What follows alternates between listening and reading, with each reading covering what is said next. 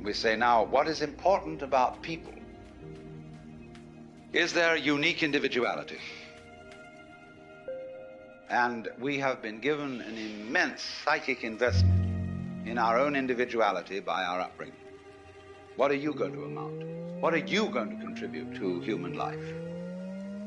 What's your particular destiny going to be? It's a fine idea. But the thing we don't understand is that it won't work, this great idea, without being balanced with its opposite. Just as you can't have the back without the front. So you cannot have the values of a unique personality unless at the same time that there is another level at which we're not unique at all, but that I am you and you are I. You see, every one of you feels that you're the center of the universe, and that everything else is happening around you in a circle. You can turn around and you can see sort of equal ship in the middle of the ocean. So you're in the middle. And it's true from the standpoint of astronomy. We live in a curved space-time continuum, that is to say, in a universe at which every point may be regarded as the center. Consider a sphere. Here's a ball. What point on this ball is the center of its surface? You can see at once that any point can be the center of its surface.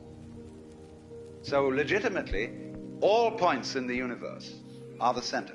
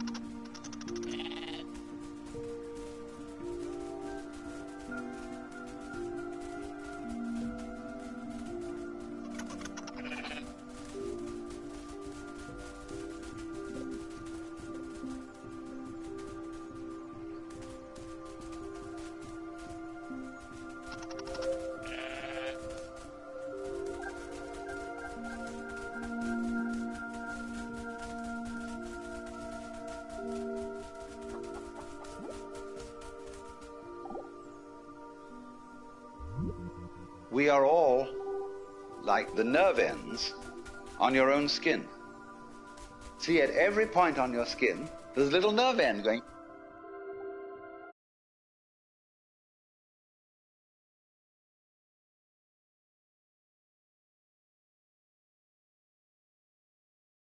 Beak! And getting information from the outside world. Another and another and another, all over. And they all constitute your total sensitivity. So in the same way, when all these people sitting around here, with their little eyes and little ears and things, they're going beak, and they're all really one common center called I, which is looking at itself from ever so many different points of view. Only we are so close to it, and we are so absorbed in the different ways each one of them is doing, that we neglect the community underneath. But we don't realize, you see, that just as we know how to do this, we know equally well how to turn the sun into light, how to blue the sky, how to blow the wind, how to wave the ocean, how to digest food, and I might add, to be digested and transformed, but the pattern keeps going, and it's always you.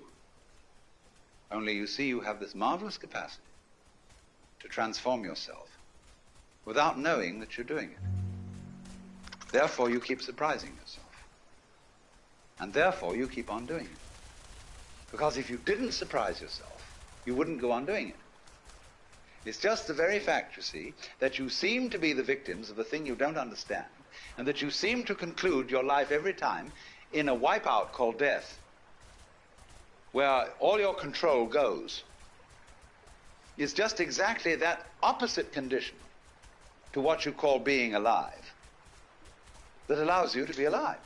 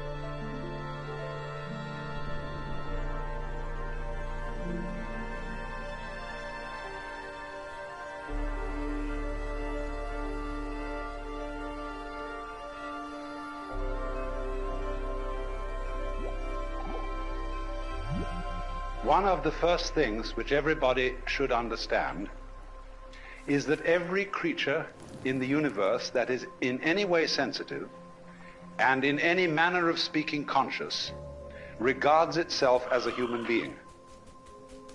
That is to say, it knows and is aware of a hierarchy of beings above it and a hierarchy of beings below it.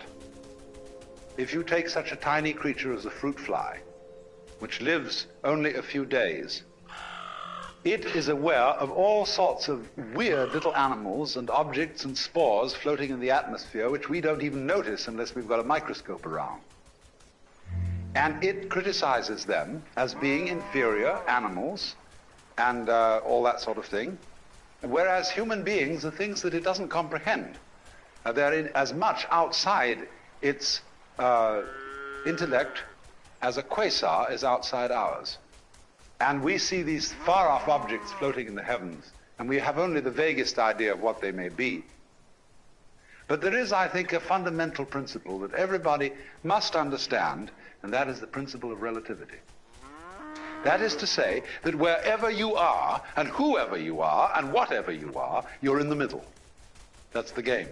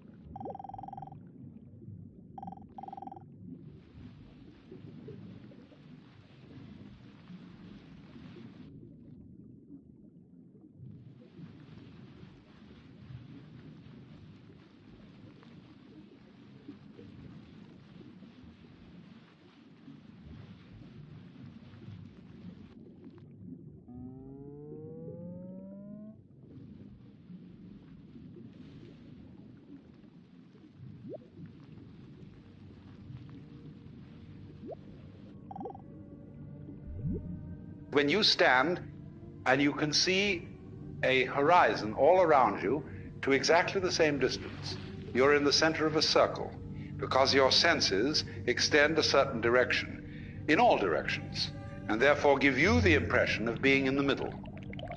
Now, everything in the world feels like that. And also it has its own kind, which look natural to it. You see spiders and hydras and sea urchins and so on don't look very natural to us. We say, well, I wouldn't want to look like that. But they say when they see us, well, what kind of an awful thing is that? And what a lot of nonsense it does. Because the definition of a person is where you look from. And they, you see, in their situation, feel just as cultured as we can possibly feel. And they have their distinctions and their snobberies, just in the same way that we do. Because you see, they dig all sorts of things that we don't even notice. We think a person is cultured because they play the piano or the violin, or they read poetry, or they have a big library and they have paintings all around, and they have a fancy house and so on. And we say, well, there's a person of culture. And we can see at once that this is really some rather elegant human being. But when you get down into the world of fishes, they have exactly the same thing. Only, instead of depending on collecting a lot of books and things like that, it is the precise way, the very subtle wiggles of a tail, the little tremors of vibration that makes one fish a very superior fish as compared with other fish. And all the other fish look at that one and say, oh my, to be like that, what a genius. To be able to do just that little extra thing, see? Because they're very sensitive. Even airplanes in formation can't begin to do what birds and fish can do in their communal swirling dances that they do.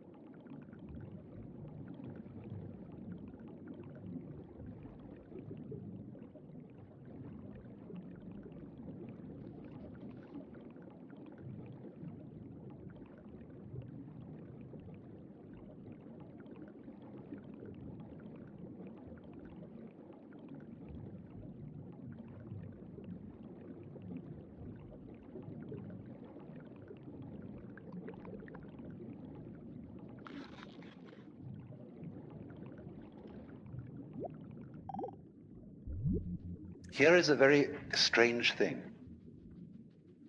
That every creature, therefore, which feels that it is human, and which knows that it's there in the same way as you know you're here, experiences being here as constituting a sort of blockage, the sensation of a certain tension which constitutes the feeling of I-ness, of there-ness, of being here. Because after all, every creature is a particular form. Everything is individual. Not only you as a total organism standing here, but all the component cells of your body, each one of them has some sort of a feeling of its own. And it is individual. You can look at a microscope at the right level of magnification, and you can see that thing there with its own little life. And if you examine the stream of your blood, you'll find it full of all kinds of organisms that are having all sorts of conspiracies and games and plots and eating each other and doing these things that, like we do.